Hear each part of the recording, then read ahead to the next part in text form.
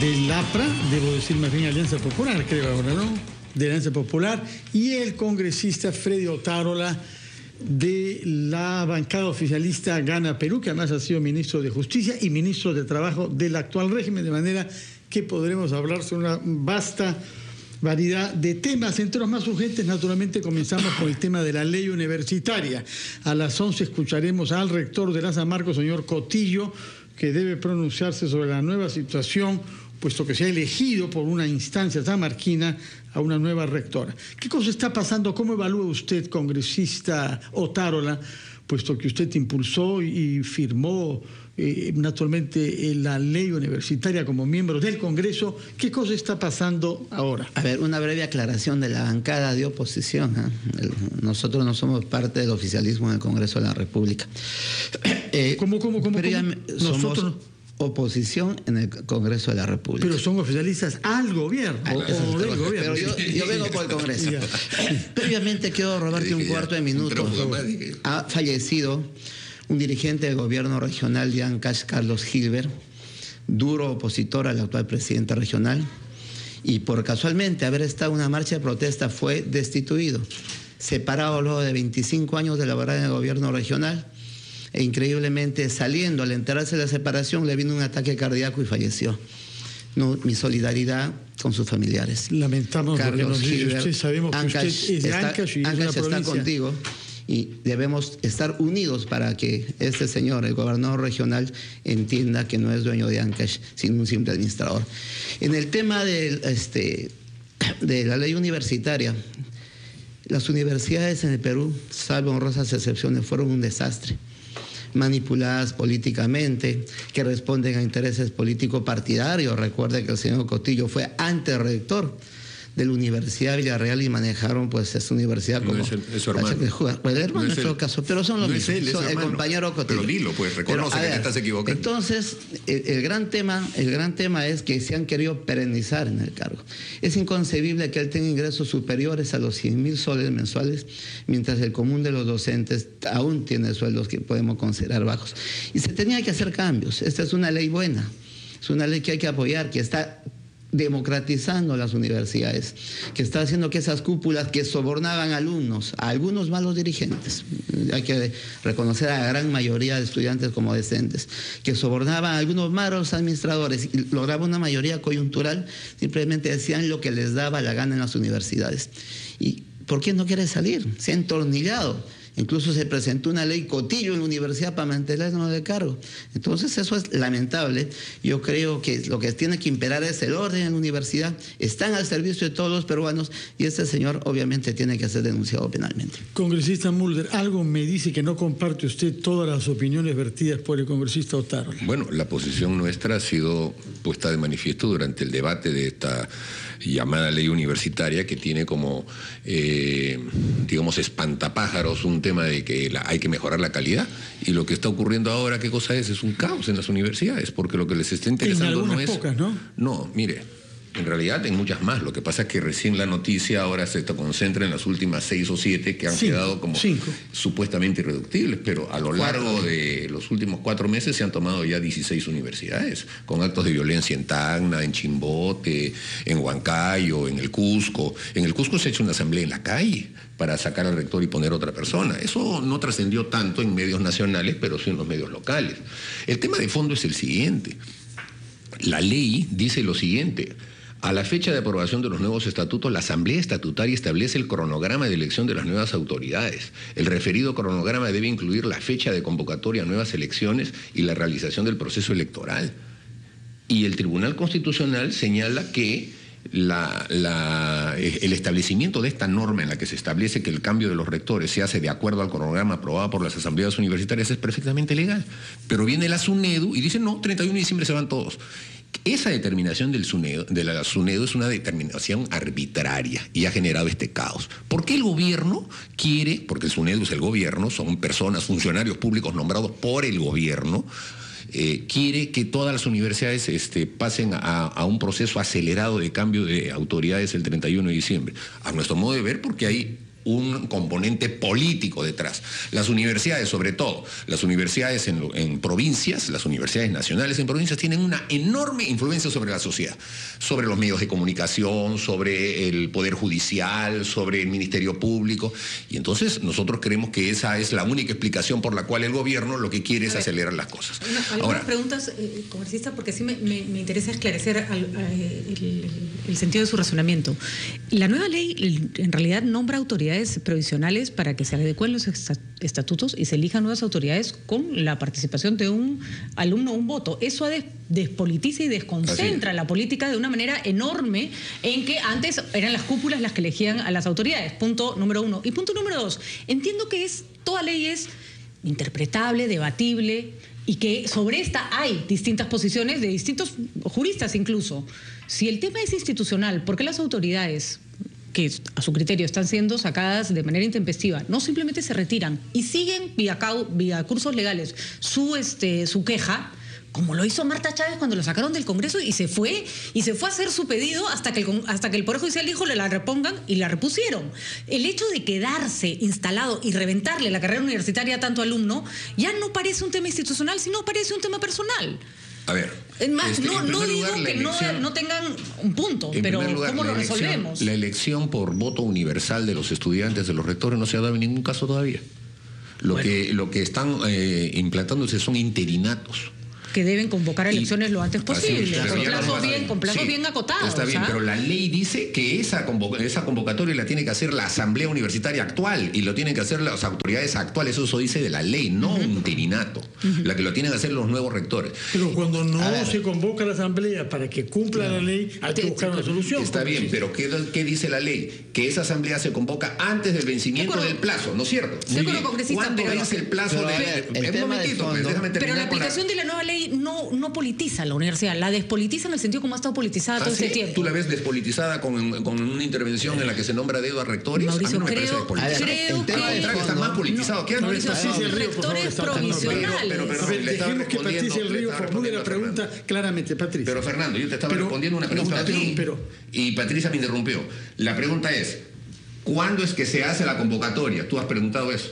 La ley dice antes del vencimiento del mandato de las actuales autoridades. Al señor Cotillo se le vence en mayo, al señor Viana se le vence en agosto. Entonces todavía tienen tiempo de convocarle. El señor Cotillo le iba a convocar en el mes de marzo. Pero se tiene que ir al 31. Esa es la diferencia. Ese no es el tema de fondo. El tema de fondo es la crisis académica, moral, por la que han estado atravesando muchas universidades nacionales. Los demás son tinterilladas. La ley es clarísima. Se tiene que convocar a asamblea para elegir un estudiante, un docente, un voto, y no se ha estado convocando. Se han querido perennizar. El APRA presentó un proyecto de ley para mantener a estos rectores y que se queden y no se muevan. Presentó fugazmente, creo, ¿no? Porque lo retiraron a las 24 horas. Pero vamos a ser claros. Ese proyecto de ley fue avalado por el congresista Josué Gutiérrez, que es del nacionalismo. No estamos hablando del proyecto, que no es solo el APRA, no es solo el APRA, fue multipartidario. Entonces, ¿qué se pretende? Que las universidades sigan como están. ¿Y cuál era el argumento? Que el nacionalismo que pretendía controlar las universidades para sacar provecho en este proceso electoral. Y los hechos demuestran lo contrario. Ya las universidades se están reorganizando, se están democratizando y los cambios se están comenzando a darse. Pero insisto en que el tema de fondo sí es la calidad universitaria a la cual tenemos que llegar vía distintos fines o distintas técnicas. Pero insisto en que acá hay un problema que resolver que sí es inmediato. Y no puede quedarse San Marcos, como ha dicho Contraloría, sin fondos y no puede someterse por llámele capricho, principio, lo que quiera, congresista, a todos los alumnos de esas universidades a quedarse sin títulos, sin cursos. ¿Pero quién está haciendo eso? ¿San Marcos o el gobierno? Son 5. ¿Pero quién está haciendo eso? Por el ánimo de mantener... Patricia, ¿quién está haciendo eso? Lo está haciendo el gobierno. El gobierno es el que ha tomado la decisión. Si no se van, les quito títulos, les quito plata, les quito todo. No, es que simplemente una resolución firmada por una autoridad que ya no la es, no puede tener valor. Pero lo único de lo único que yo puedo pecar es de no creerle al gobierno cuando el gobierno hace este tipo de cosas. O sea, si ustedes le creen que lo hace por la educación, lo hace por... tienen perfecto... Yo no le creo. Usted es un hombre con mucha experiencia política. Por favor. No lo hace. Por lo tanto, no se queda el Cotillo. A ver, para terminar con este tema. ¿Usted cree que el Partido Nacionalista tiene cuadros en las 25 regiones para controlar universidades. ¿Quién habla del Partido Nacionalista? Oiga, señor Carvajal, el gobierno sí. Puede controlar las universidades. Por supuesto, no las está controlando ahorita. Realmente le hace un gran favor diciendo eso al Partido Nacionalista. No estoy hablando del Partido Nacionalista. Porque no hemos visto mucha capacidad. No sé qué entienden es cuando dicen que ustedes controlan el Poder Judicial, porque esto es peor todavía. Perdón, un momentito, pues. O sea, está sentado delante del micrófono en una radio importante y no sabe la diferencia entre el Partido Nacionalista y el gobierno. La sé, por eso pregunto si usted cree que por eso, pero entonces déjame contestar. Bueno. No estoy hablando del Partido Nacionalista, estoy hablando del gobierno. Del gobierno. Y el gobierno se está tomando las universidades. Eso está clarísimo, por favor. Ahora, ¿cuál es, congresista Mulder? La salida, un ratito. ¿Cuál es la salida en este caso, congresista Mulder? Respetar la ley. Respetar la ley, ¿qué quiere decir? ¿Que se quede el señor Cotillo? No, hasta... que la convocatoria a los procesos electorales en las universidades se haga de acuerdo al cronograma de cada universidad. O sea, que se vaya en mayo. Sí, así es, porque eso dice la ley. Quieren manipular, quieren manejar, quieren hacerle a San Marcos lo que le ha puesto con la Villarreal. Los dirigentes negociaban hasta cuántos cupos habían para el número de ingresantes. ¿Quién no se acuerda de esas épocas, y ahora han entrado de esas épocas nefastas en las que se manejaba así las universidades? Ahora, si el argumento es legal, congresista Otárola, si el argumento es legal, que a uno le parezca corrupto el señor o que le caiga bien o no, no tiene por qué ser el centro, ¿no? Ya se pronunció el Poder Judicial. El tribunal no se ha pronunciado sobre el fin del mandato porque pero sí no sobre la fue la competencia de la SUNEDU. Entonces, pero sobre eso dice que es de la ley, no dice que es de la SUNEDU el que recortar el mandato. Para convocar a Asamblea General, y no se han convocado. Y lo que se está haciendo es que rectores interinos convoquen a estas asambleas. Ahora, lo que se dice es que la rectora que ha sido elegida ayer ha sido elegida con un quórum insuficiente y por lo tanto es ilegal. Tenemos 2 rectores entonces. La SUNEDU va a apoyar a una rectora que tiene 8 votos cuando necesitaba por lo menos 13. La SUNEDU no se ha pronunciado. Y ahora va una tercera rectora porque Cotillo y el APRE están convocando a una asamblea para sacar un tercer rector. ¿Por qué? Porque quieren manejar el proceso electoral. Ha llegado la hora del cambio en las universidades. Esto ya no se puede detener. Este es uno de los grandes pasos que ha dado este gobierno. No se están politizando las universidades y la acreditación, que es lo que buscamos, va a ser fundamental para transformar las universidades en el Perú. A eso queremos llegar, pero para esto tiene que respetarse la voluntad de los estamentos y tiene que obviamente sacarse a autoridades que han causado tanto daño a la educación en nuestra patria. Ahora, yo quiero simplemente referir cómo estará de desinformado Freddy Otárola, que hace un minuto dijo que el señor Cotillo había sido rector de la Villarreal, cuando en realidad era su hermano y ya está fallecido. Y no tiene nada que ver, y no no es militante, ni compañero, ni nada. Así que todo es manipulación política, ahí lo tienen. Ahí tienen la manipulación política, está clarísimo. Bueno, son las 8:18, tenemos que hacer una pausa para que la serenidad vuelva.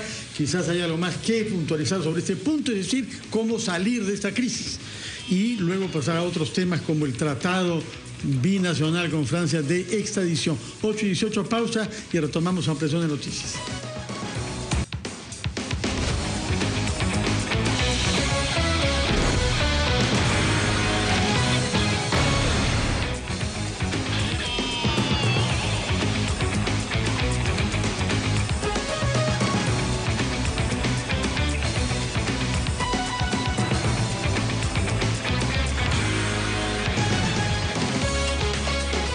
Universitario, como hemos visto, es un tema álgido. En realidad hay una vieja tradición en nuestro país desde las épocas en que Víctor Raúl Ayala de la Torre preconizaba una reforma universitaria. Por la autonomía. Sí, ¿cómo podemos salir de esta crisis, congresista Mulder?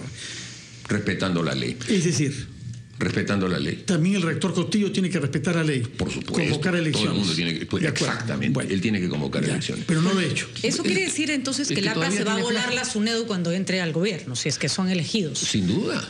Ya, ok. No, porque como García había cambiado de opinión en sus declaraciones, es interesante saber el doble discurso pero a dónde va, ¿no? No hay doble García dijo que después ya no se iba a volar la SUNEDU. Supongo que porque vio que en las encuestas más del 80% de los jóvenes están de acuerdo con la SUNEDU. Patricia, nos conocemos y somos... Pero yo no venía a contestar con monosílabos. Déjame explicar mi respuesta. Sí, no, esto no es una comisaría, pues. Entonces, si no puedo explicar mi respuesta. Lo que nosotros decimos es que la intervención de del Estado viola la Constitución en materia de gobierno de las universidades. Pero ya dijo el Tribunal Constitucional que no. No, el Tribunal no ha dicho que no. Ha dicho que no hay violación de la Constitución, congresista Mulder. No, por favor, no lo ha dicho en eso. Bueno, el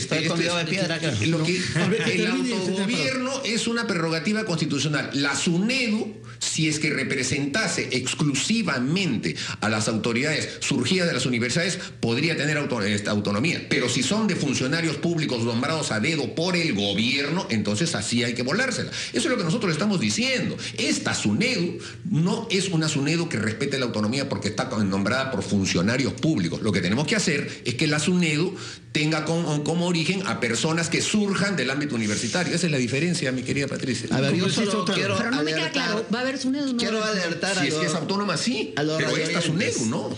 El APRA va a destrozar la reforma universitaria y va a volver al anterior sistema. Pues lo está diciendo, ha dicho que va a desaparecer la SUNEDU. Esta SUNEDU nombrada por ustedes, por adicionalmente, es que les hemos quemado la película, pues. El APRA, Acuña tiene a la César Vallejo, a las peruanas está con el fujimorismo, y el APRA tenía a la San Marcos y tenía a la San Martín. No, mira, manejaban a San Marcos y la San Martín. Les hemos quemado la película, no hemos permitido que utilicen las universidades privadas no están en el ámbito autoridades de la San Marcos como parte de su portátil electoral. Pero ya está diciendo usted que el objetivo entonces era político. Por supuesto.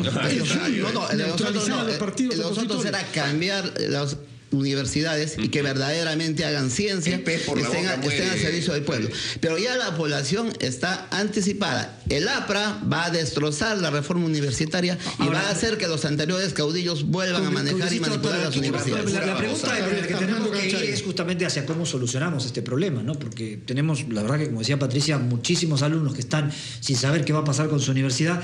Y el presidente de la Comisión de Educación le ha mandado una carta al ministro diciéndole que no corresponde a la SUNEDU. Es decir, los que hacen el texto de la ley dicen no corresponde.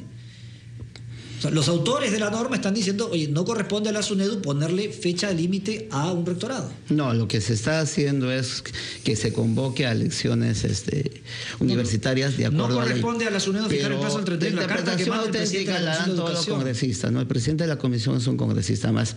Esto ha sido aprobado por el Pleno del Congreso de la República. Entonces, la ley es clarísima. Y la ley, nos guste o no, va a tener que aplicarse y las universidades van a tener que cambiar porque no podían continuar como estaban haciéndolo hasta ahora. Todo un desastre académico. Es que esto totalmente se está aplicando en las universidades públicas. Tú has mencionado la de Acuña, entonces nadie las está tocando. Justamente las universidades de medio pelo, que fueron las argumentaciones que utilizaba Mora para sacar la ley universitaria, están fuera del ámbito de la aplicación de la ley. A las universidades privadas ni con el pétalo de una rosa. Esto solamente para universidades públicas. Es que ahora viene la acreditación. Podrán otorgar títulos. ¿Y quién va a acreditar? ¿La señora Lorena Macías? No, la SUNEDU, la acreditación es un proceso largo, pero que no puede detenerse. Y casualmente, para que no se detenga, tenemos que cambiar a las autoridades.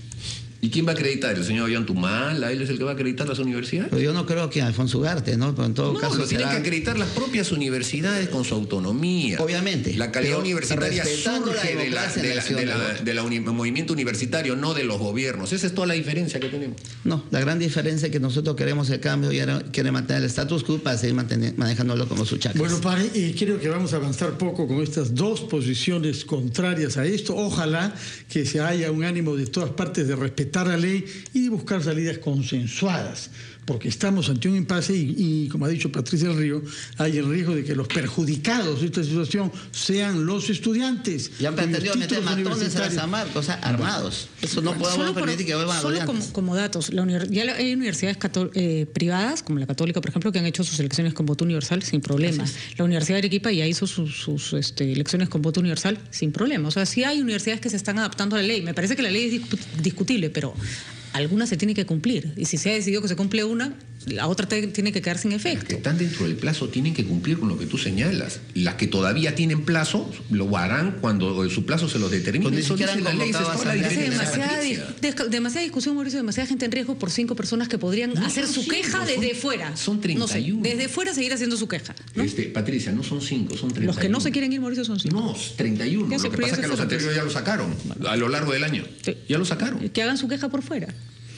Bueno, felizmente que no es el único tema de nuestra agenda, porque parece que sobre este no hemos podido hacer muchos progresos en esta mesa. Esperemos que los hagan en las instancias judiciales, pero tenemos otro tema de actualidad en el Parlamento, del cual ustedes son miembros distinguidos, que es el tema del Tratado Binacional de Extradición, que había sido firmado por los gobiernos peruano y francés en febrero del 2013, que llegó al Congreso en julio de ese año. En el Congreso en noviembre del año pasado lo aprobó, es decir, hace 2 meses, pero el presidente consideró necesario observar este tratado que su propio gobierno había negociado ni firmado.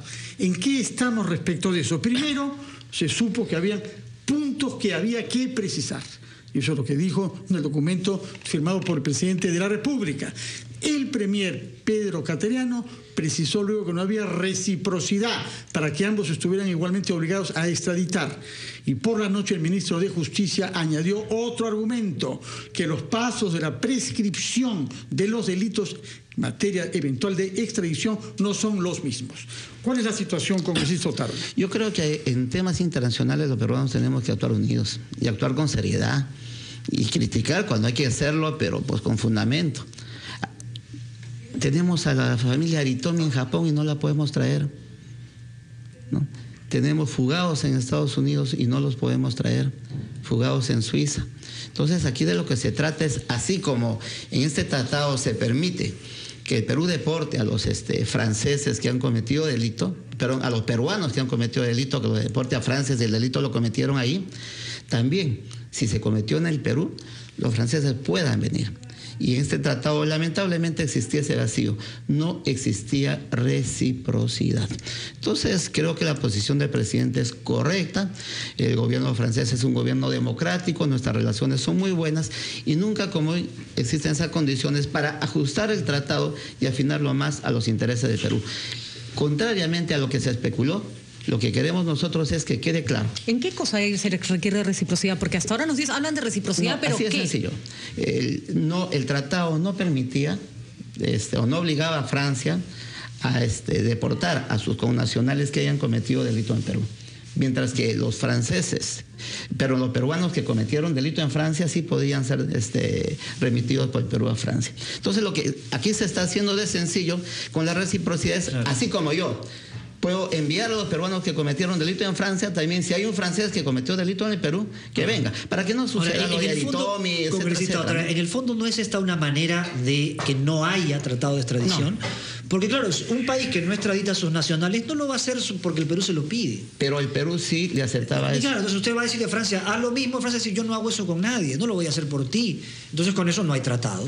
Pero ¿no es eso en el fondo lo que están buscando? No, de ninguna manera. Aquí de lo que se trata es casualmente evitar que quienes cometieron delito en el Perú se fuguen con una doble nacionalidad y logren la impunidad, como está sucediendo con, por ejemplo, la familia Aritomi en Japón. No podemos traerlos, a pesar de los millones y millones que se llevaron, porque simplemente no quieren deportarlos. Que es porque Japón no extraditan a sus ciudadanos, por eso. Japón no lo va a cambiar porque usted se lo pide. Ahora, estamos hablando de Francia. En Francia tampoco, o sea, que ese es el una ley de 1920 que no lo hace Suiza tampoco. Perdón, una ley que prohíbe la extradición, entonces Perú tampoco tiene por qué hacerlo. Entonces, ¿para qué propusieron un tratado de extradición? No hubiera propuesto nada si de principio existía un impedimento. ¿Para qué lo firmaron? Porque lo han firmado este gobierno. ¿Para qué lo mandaron al Parlamento? Porque si bien existe una ley muy vetusta de 1920 que prohíbe la extradición de sus connacionales, la Constitución francesa, a diferencia de la japonesa, no lo prohíbe.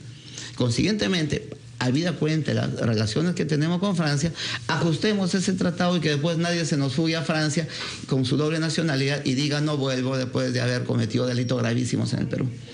Mientras tanto, ese es el tema de fondo, no hay más. Y por eso tengo seriedad en los temas internacionales. Bueno, lo primero que hay que decir, yo no entiendo por qué Freddy Otárola no dijo todo eso cuando debatimos ese tema en el Parlamento. Ellos votaron a favor, todo el Congreso votó a favor de la ratificación del tratado. Nadie expresó un punto de vista como el que estamos y no se modificó ni una coma, ¿no? De un tratado, además, negociado, discutido y conversado por este Ejecutivo, o sea, mismo. El canciller Roncagliolo lo firmó, no porque se le ocurrió, porque obviamente un canciller cuando firma después de que se ha discutido durante muchos meses, a veces años, por las personas que han sido acreditadas por cada uno de los gobiernos.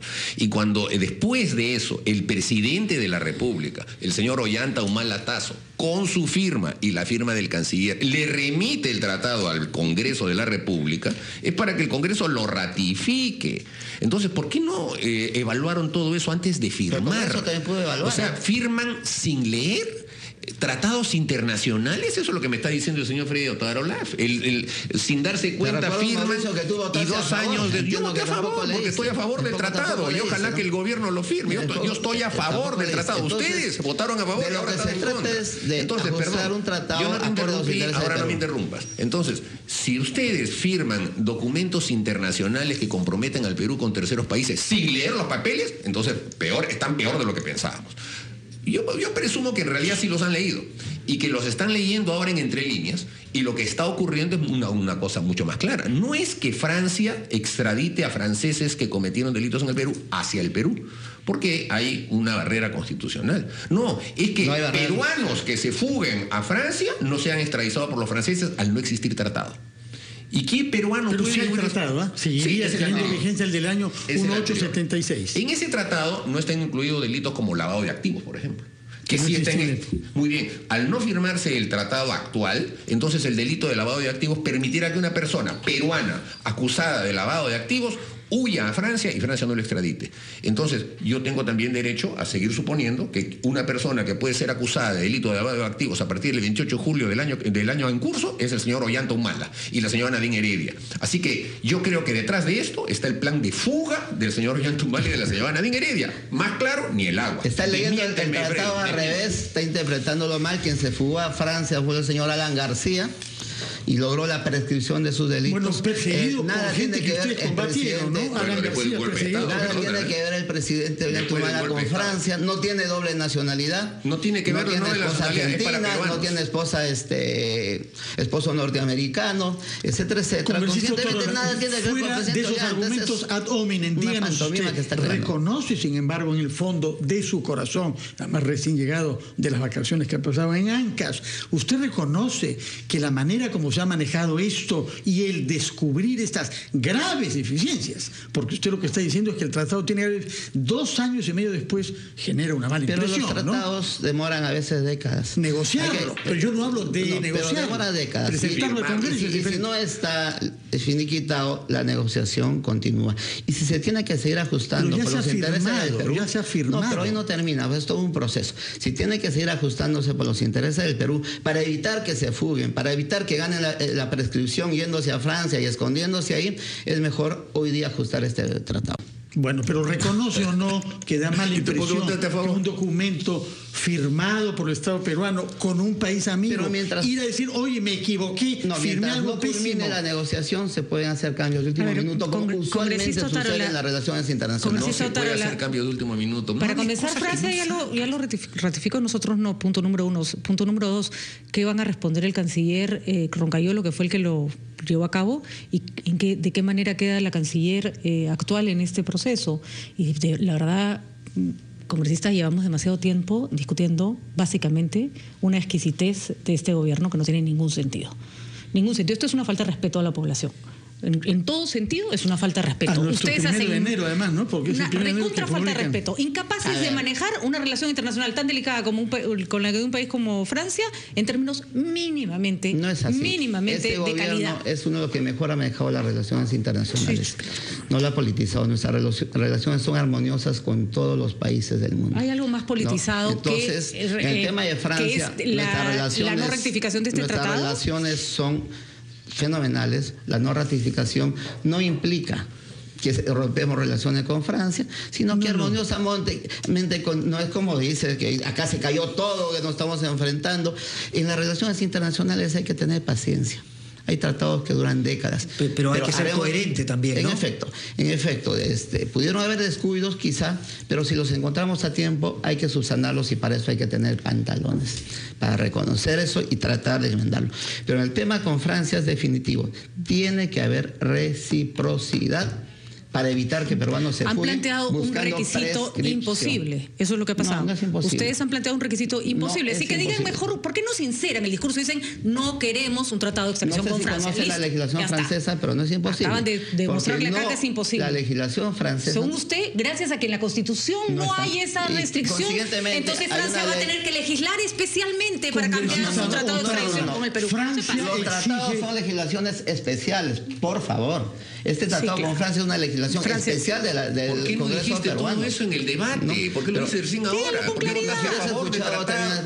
Mauricio, porque fue el Congreso el que por unanimidad aprobó. Congresista Otárola, una última pregunta, por favor, porque ya el tiempo nos gana. Francia, como usted sabe, y los países del espacio Schengen piden visa al Perú para que sus ciudadanos viajen. ¿Nosotros pedimos visa? Casualmente por eso, por el principio de reciprocidad, no hay reciprocidad en esto. Vamos a lograr que se elimine. ¿Hay reciprocidad en materia de visa o no?